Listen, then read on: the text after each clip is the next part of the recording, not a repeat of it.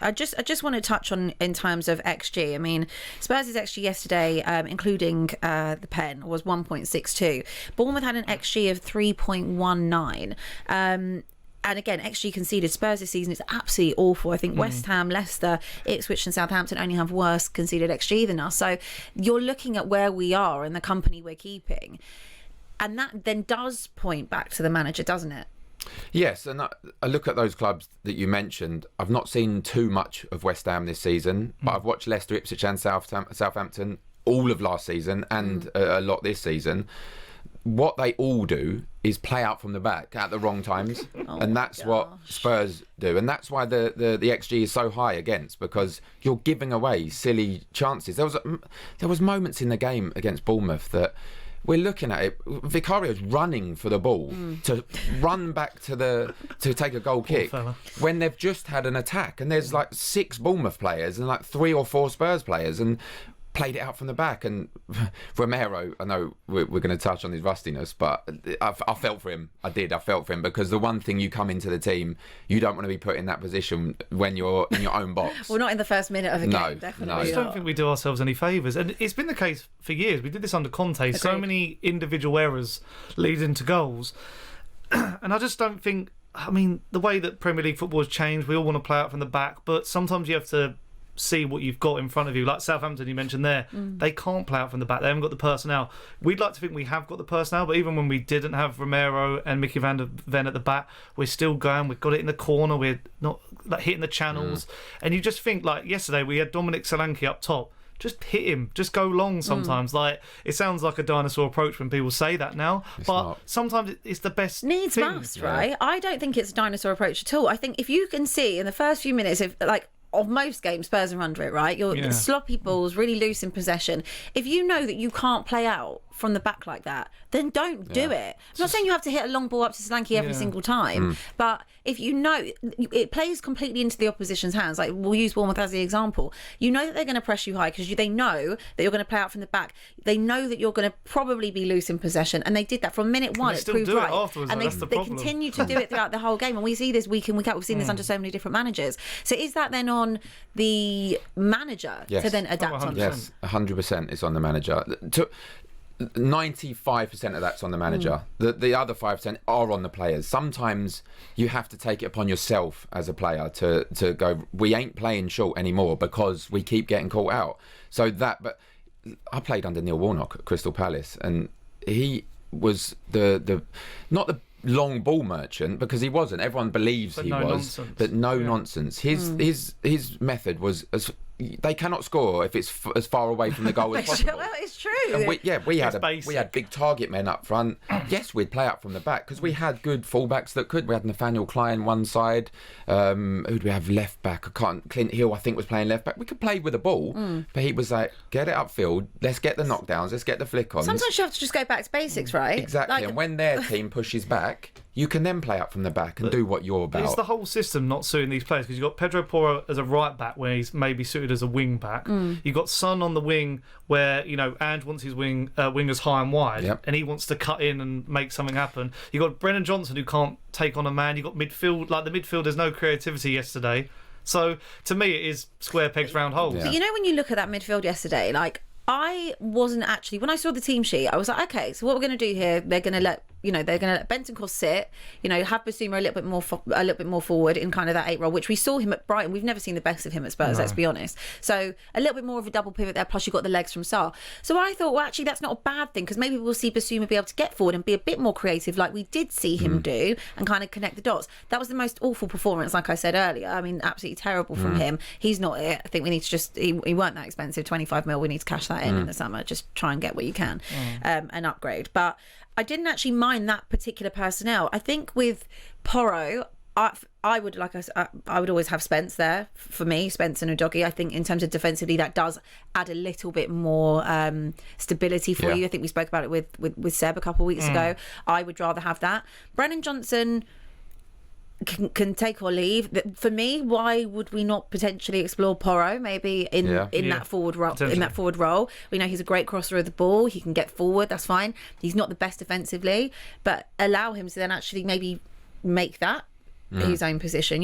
What we need and what we lack are those good balls in the final third and balls into the box. So why would we not explore that when we actually don't have? We've got a lot of options, a lot of different wingers, but none of them are actually really at the level that can impact a game or help. It's just we've got a lot of average wingers. Yeah, I agree, and I agree with what Sonny said in terms of the personnel we have on the pitch. We can't really play out from the back too much. Why not go long? Get the runners. We've got pace up front. We've got Solanke is big and strong and can hold the ball up.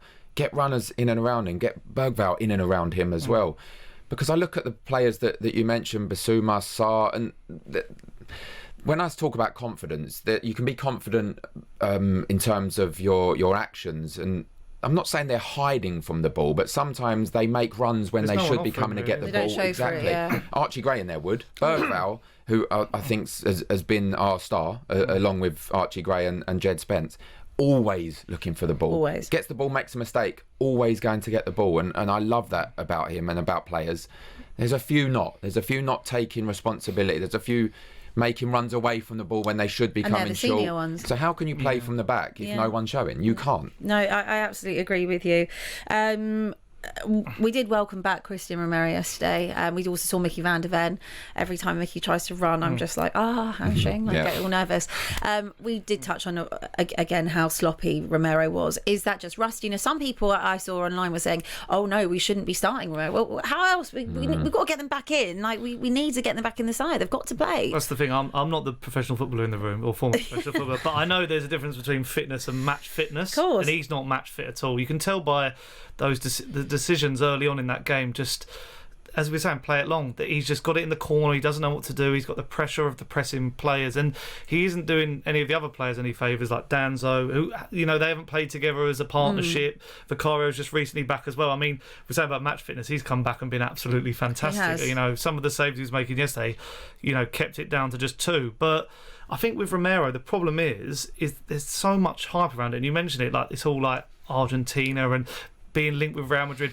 He's having a laugh if he thinks he could end up at Real Madrid. I agree, totally agree with that. Silly. But he probably actually would go to Madrid and be really good because it's also who you're playing next to. Yeah. But I found it very telling that in his tweet post-match, he was thanking Argentina for helping him get back fit. Says how bad our medical team is. It does. Well, to be fair, when you've had 13, 14 injuries this season, and it's an ongoing thing, we've always had quite a busy medical room. But that's quite damning, isn't it, when you're saying basically the club staff in that medical team can't get you back, so you've had to go back to Argentina to help yourself. Yeah, and I think, as you said earlier, that he seems to appreciate Argentina more than Spurs at the moment. And saying that, I'm glad he started. I am. I'm glad he got minutes under his belt, because I think he should be playing. He's alongside Van der Ven. He's our best centre half, and that's no criticism to Danso. I thought it's been great, and Archie Gray, when he fills in, is great. But those two are who you want to play in our most important game, and so I'm glad he played. I'm glad he hopefully got some of that rustiness out of himself. And when he plays with Van der Ven, he's not so much of a liability, because for some reason he can we've control barely it. Actually seen it. I think it's been like 16 times that we've seen that actual first choice back four, but I can't even remember the last time I saw them really play together. But it'll be great. Was it, or Palace? Oh yeah, Ipswich. That was when we lost. When we lost, yeah. But maybe we don't want them back together. They're just so good because they set the tempo. They have most of the ball between the players in that team, and we saw it as the game went on. Romero can find that pass to break the lines. Same as Van der Ven, he'll do the running instead and just break into midfield. Whereas like Archie Gray and Danzo are a bit more conservative with the ball. So that is important, but the problem is we haven't seen a lot of it, and the argument comes with Ange. Do we keep him because he's getting the team back? But if the team's still performing like this when they're all back, then it's a bigger issue. Do we need to be kinder in the sense that I'm still really trying to stay on the Ange train here? So do we need to be kinder in the fact that it's only their first couple games back and there is that rustiness with match fitness? Do we wait and see what happens on Thursday, and then if we go out to Alkmaar, then we have to call it a day? Or is it let's just see out the season, because the season is effectively a write-off anyway? What difference would Ryan Mason do, and then just evaluate in the summer? Well, in all honesty, it's hard to say, but I don't care what happens in the league anymore. Thursday and AZ Alkmaar is the cup final already. It's the final. It's the be all and end all of the season. It's the cup final, and you have to go out. You have to play your best team. I'd like to see Archie Gray in midfield. I'd like to see, because you talk about when Van der Ven runs forward and his hamstring, but how good is it to see when you've got that pace going forward, and Archie Gray would just drop in there into centre half. Is perfect. Everything seems to be coming together. The players are coming back. The second half performance against Bournemouth, it seems to be coming together. But we sat here before the Liverpool game, didn't we? And we were so optimistic, and nothing come of that. So I'm just hoping everything clicks. And I agree. What's the point in changing it? I've heard people saying, get rid now.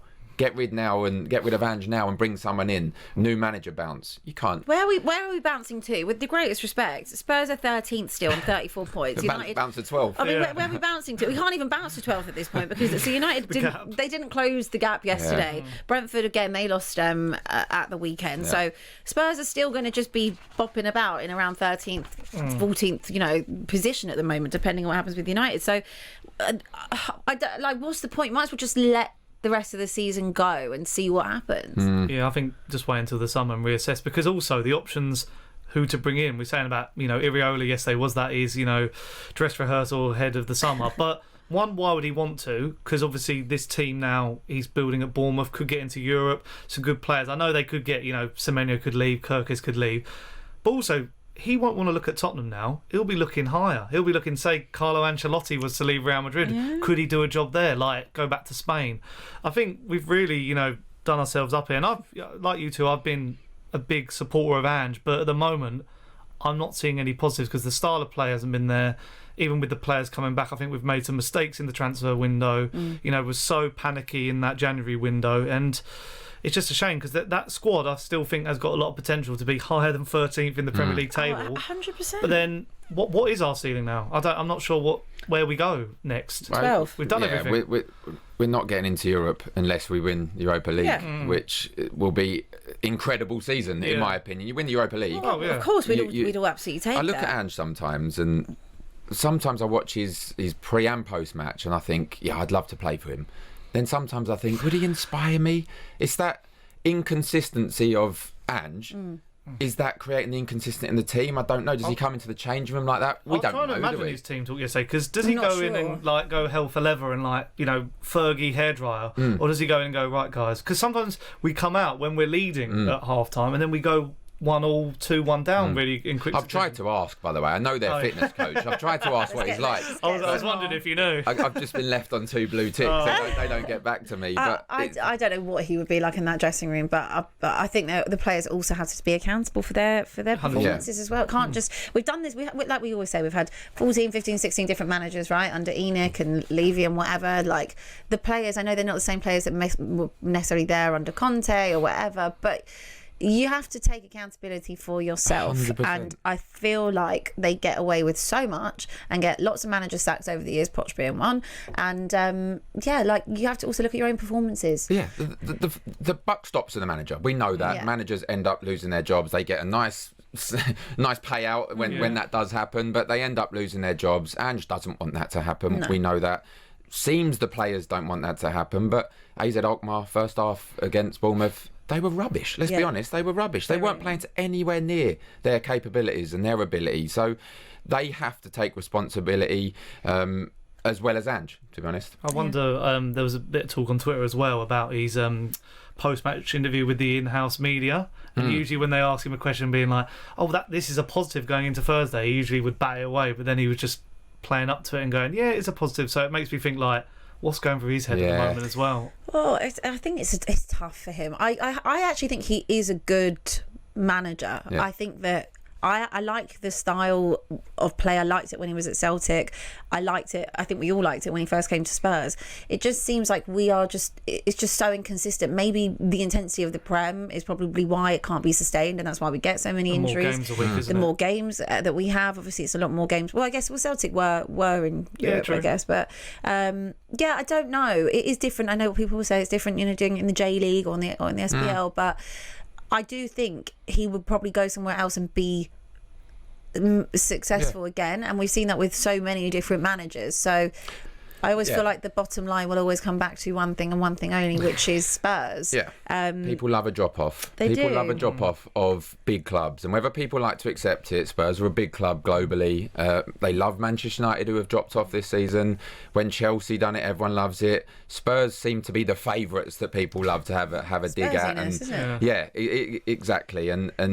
And look, when he first arrived, was the media darling. Everyone loved him. Now everyone's questioning his rudeness. He's never walked out of an interview. Let's just say that. Certain other managers have across North London. There was another banner yesterday. There was some more protests going on as well towards. Wanted to obviously highlight that because Change for Spurs are very, very on it. The banner yesterday was "There is no passion here. This is purely financial," which was a quote from Mr. Daniel Levy himself back in 2001 when they took over the club.